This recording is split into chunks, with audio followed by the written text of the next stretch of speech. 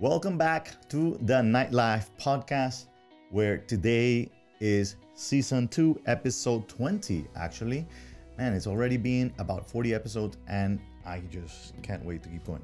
Welcome back, and welcome to the new studios today from here at HCAB in Wynwood, Miami.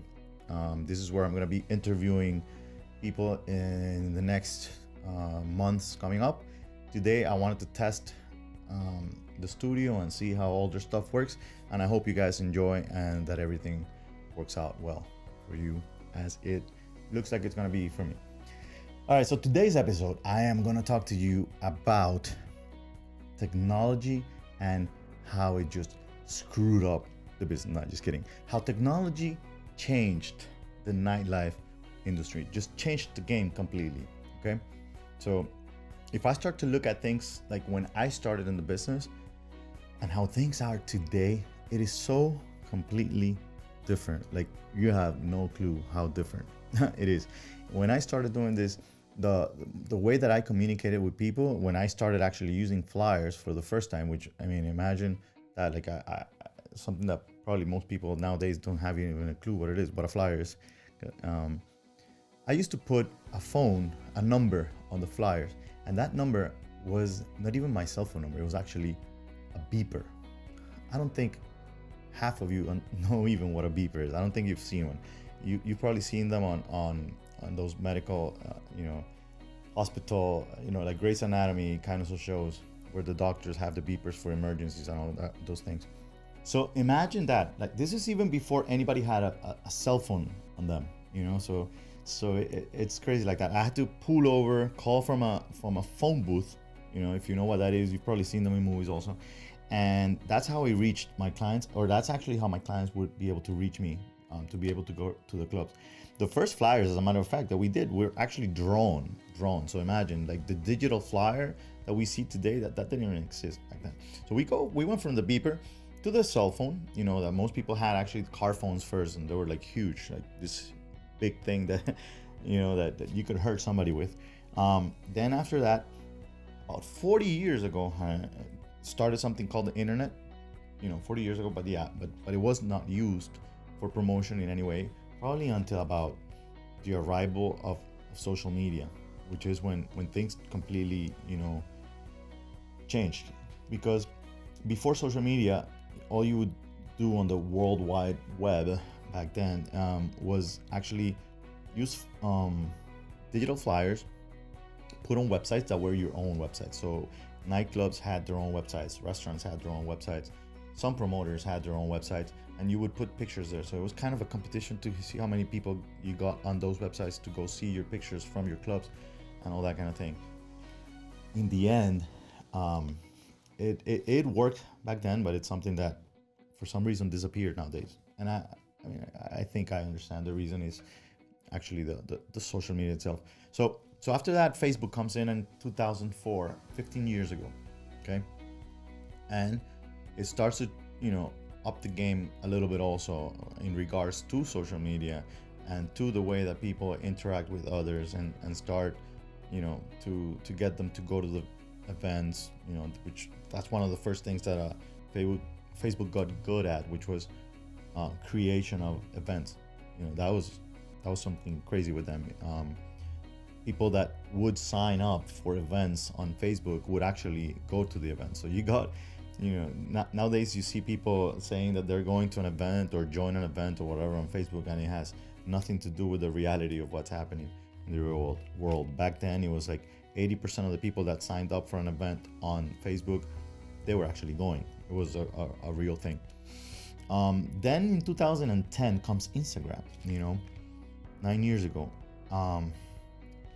Again, up in the game, changing the way people interact, talk to each other and all those things. And then all the others, the Snapchats and the Twitters, which came before actually, all those things. And then the cell phone becomes something even more than just a cell phone, because you don't really use it to make calls as much as you do for other things. So now they're called smartphones. Those things keep getting smarter and we keep getting dumber. I don't understand what it is about the smartness of the phone that just makes us not be able to do things. I cannot go from where I am right now to my house without putting a GPS on the phone on. And man, it's just crazy how many things I do on my phone all day long. Like me, imagine the new generation, the millennials, the Z generation, how you guys are all over it every day. I mean, my kids, they're 5 and 2, and when they see a phone, they go nuts. They want it, and I don't know how. When they're born, and the first thing they go is swipe up and to size, and they pinch it, and they know what to do. My father doesn't know what to do with a cell phone sometimes, and these kids, are born with this chip. So you can't fight it. You gotta go with it. There's no way to around it. So you gotta adapt and work with it. So the smartphone is probably that weapon that we have for promotion that is most important right now. It is something that we need to adapt to. Things were done way different before, and nowadays it just, you have to go with that. What are the ways that you use the smartphone or the phone or your cell phone, whatever? You have phone calls, you have texting, you have WhatsApping or some different platform like WhatsApp, most likely WhatsApp, Facebook, Instagram, Snapchat, Twitter, YouTube, all those social media platforms. Well, YouTube is actually more like Google. Their search engine with video, but in the end they also work when it comes to promoting your events and those things. The first thing that you should be using with the phone is the phone calls. The best way that a phone is actually productive is with phone calls, and then texting. But to me, those two things, phone calls and texting, which are for some reason the ones that I know that you guys are doing the least. Every one of our 30 sub promoters in LMG is not making phone calls. They're not texting. They're not doing it. And I know, and we tell them, and we try to teach it and preach it, and I know it doesn't happen. And why doesn't it happen? Because it's just easier for them to go on WhatsApp and make a group with, let's say, guys I play soccer with, whatever. And you do a group for all those guys, and you send them a message inviting them to your event. Or you do, the way I have it on WhatsApp is by letters. I go like A to C, and then D to F, and like that. And then I have guys on one list and girls on another list, because the promotion that I might send to the guys might be different from the promotion I'm going to send to the girls, depending on the event and all that stuff. So with WhatsApp groups, there's something that a lot of people don't realize, and that is that the people that you have on your phone don't necessarily have your number recorded on their phone. Therefore, they are not receiving your promotion.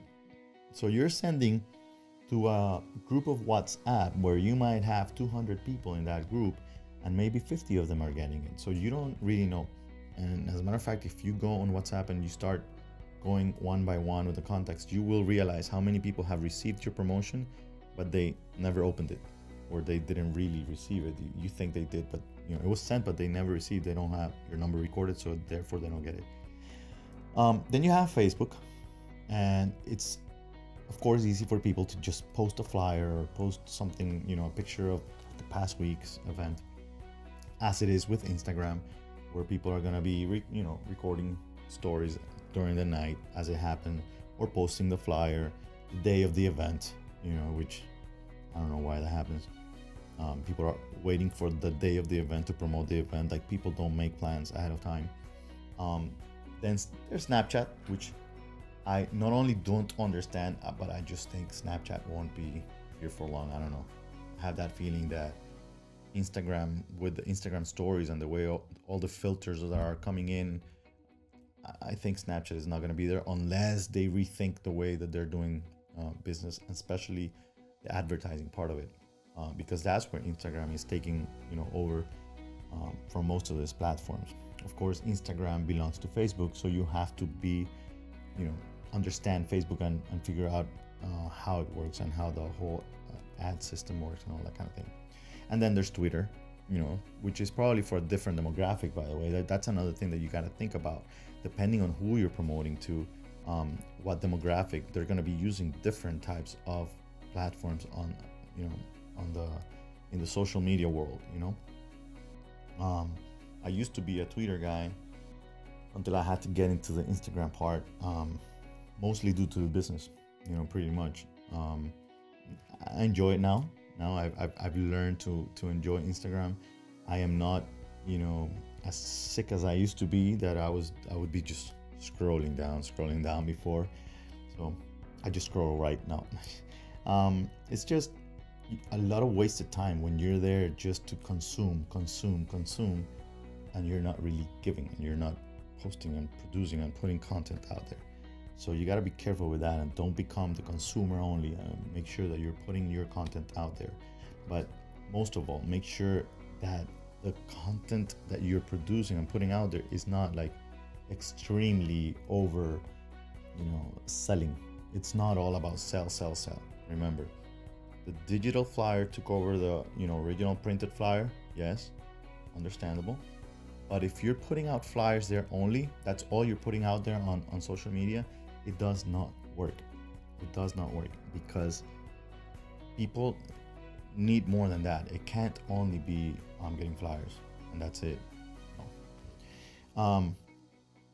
The main reason for social media to be something that you need really is because you need to use it for what it's for. And if it's gonna replace the human touch and the way that things used to be done before, it's only by being social.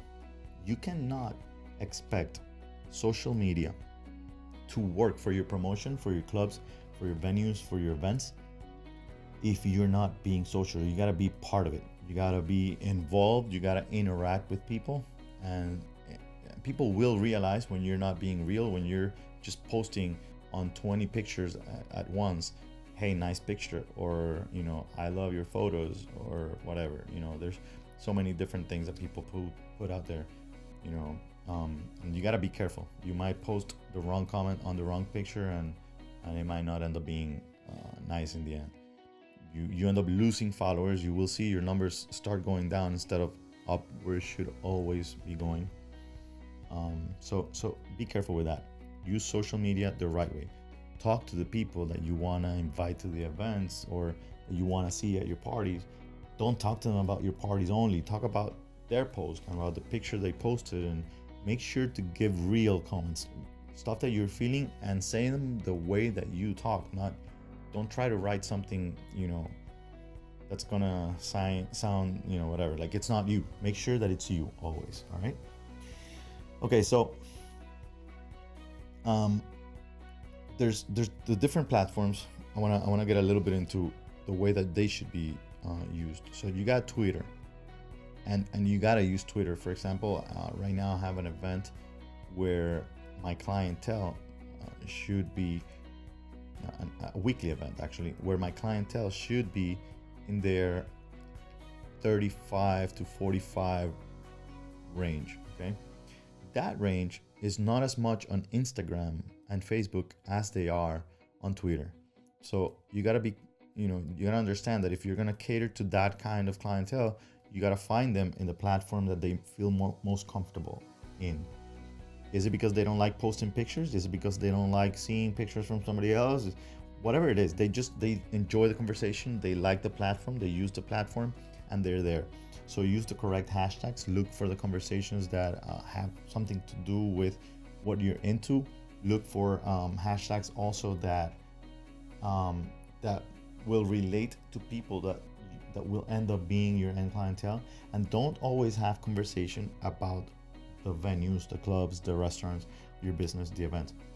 Also make sure to have conversations about whatever they're about, okay? Whatever interest those people may have.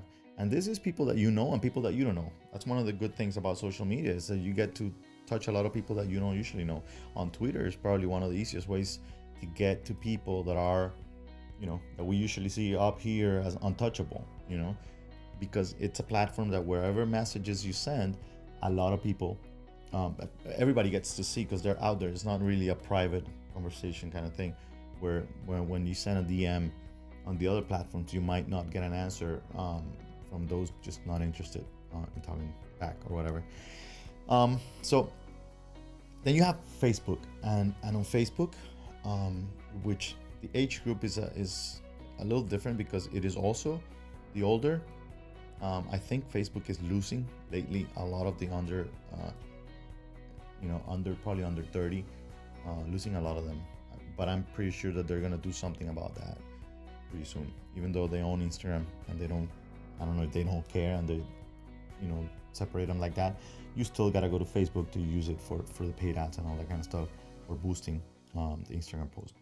So Facebook is more about building your base, creating ads, using it to have your groups.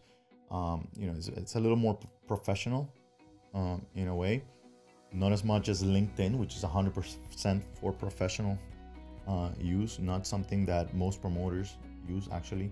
LinkedIn is more for those who are in the consulting or ownership or management positions.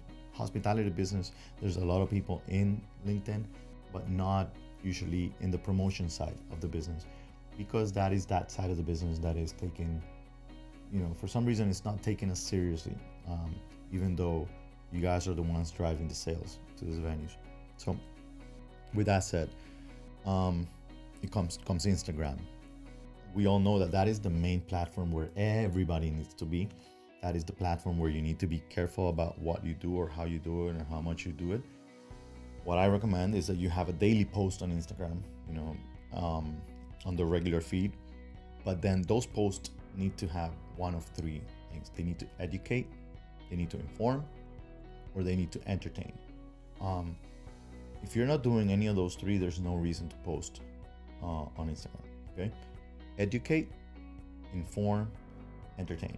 Those are the three main things you should be doing on Instagram posts, and on Instagram stories.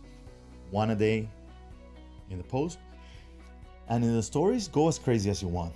The more you talk to that camera, it's not about just posting flyers on it and pictures of the food that you just ate, which I'm very guilty of, but actually talking to the camera, talking to the people that are on the other side. That's what's gonna create that. You're gonna see the algorithm working for you, which, by the way, I was kind of gonna say forget about the algorithm, but in the end we always end up thinking about it. The main reason is because the algorithm is there, and we see the changes. We see that we used to get 300 likes on a picture, and now you get 250 or 200. What the hell happened, right? So make sure you're interacting. Make sure the more you interact with that camera, with the Instagram stories, the more it's going to work in your favor. Make sure that whatever you're talking about has to do with, makes some sense with your general idea of who you are. But most of all, be real. Don't fake it. Don't be trying to show off like you're something that you're not. Don't talk about things, don't say that you have things that you don't have. Be honest, be yourself, and that is gonna get you further than trying to act like something that you're not. Okay. Like I said, kind of forget about the algorithm. Don't think about it, and don't oversell. Forget about, hey, see you tonight. You can't be just talking about I see you tonight, I have a discount, whatever. That's one of the reasons why people hate promoters and don't follow promoters, because it can't be all about that. Remember to have conversations about other things. Now, last but not least, what really works in social media is the paid ads. So the price of conversions on all platforms, just Google, on YouTube, Facebook, Instagram, everything. You gotta take advantage of it. Converting a client is very cheap to do on those platforms. So take advantage of it. Don't forget to add a call to action. You have to do it. Actually, I think I'm gonna do an episode where I'm gonna talk about that, and I'm gonna not only talk about that part and the paid ads and that, but also what I think is the most important part, which is what is being lost because of technology and the changing of the game, and that is offline promotion. Offline promotion is a must. If you guys are not doing that, if you're losing the human touch, forget about it. So I'm going to talk about that in the next episode. So guys, thank you for being here one more time. I hope you guys remember to go get the book on Amazon. Remember, the Nightlife Entrepreneur on Amazon. You find me on Instagram as the Nightlife Entrepreneur, and you find the website nightlifepodcast.com. And like I said, you find us everywhere: YouTube, iTunes, Spotify. See you next week. Thank you for coming.